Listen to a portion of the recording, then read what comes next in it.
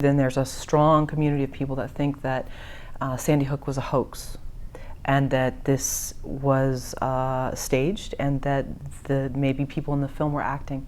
How can you squash that? Yes, I mean the idea of the truther movement and denying the tragic shooting it's just nonsense. It's nonsense. It's of course insulting and tremendously hurtful to the families who lost loved ones, to the entire community of Newtown, as it would be in any case where whether it's 9/11 or other shootings where there are conspiracy theories. I mean it's nonsense. It's not worth certainly the community's time nor our time.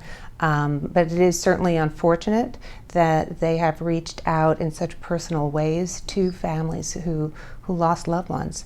It's shocking and disturbing to me. As a documentarian, I was aware of it and had to make a decision, not a difficult decision, not to give that any lip service whatsoever. It's no different to me than Holocaust deniers and a whole number of really, crazy conspiracy theories, but I mean, what I can do is mirror one of my subjects, Mark Barden, who lost his 7-year-old son Daniel. Just recently, for the first time somewhere, we encountered somebody who was not a truther, as they call themselves, but he revealed that his son was one of those people, and revealed that to Mark, and I thought Mark was just going to go crazy on him, and he just, in the most dignified way, said, "Don't I wish that were true? Don't I wish this never happened and that I had my Daniel back?" What I can say is that there's 28,000 people in Newtown, I'm pretty sure all of whom were traumatized in one way or another by this, and the ripple effects throughout Connecticut.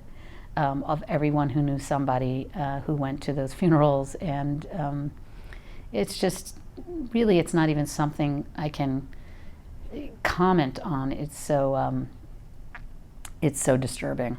Well, lastly, and then we'll move on from that, why do you think the vitriolic comments that are on these videos, and it just, knowing that there are families that have been affected by this, people whose lives will never ever be the same, why such a strong argument that this never happened? Why do you think these people feel so right to make these arguments?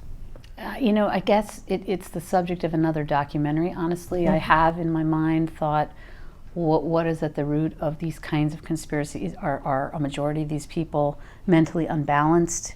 Do they then get followers that, but I don't think it's different than Holocaust deniers and any other number of 9/11 conspiracy theorists.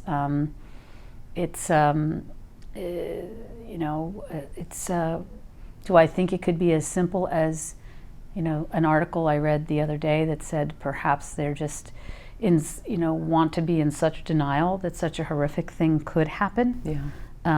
That this could actually happen. I mean, another small just detail thing is, from what I understand, a lot of the parents fought hard to keep certain crime scene photos out of public domain, which I'm very happy that they won that fight in Connecticut, so that they wouldn't have to, if they didn't want to, see those images out on the internet. And so I think that, for those kind of people may have fed some of this, that they couldn't access, maybe the same kind of evidence, if you will.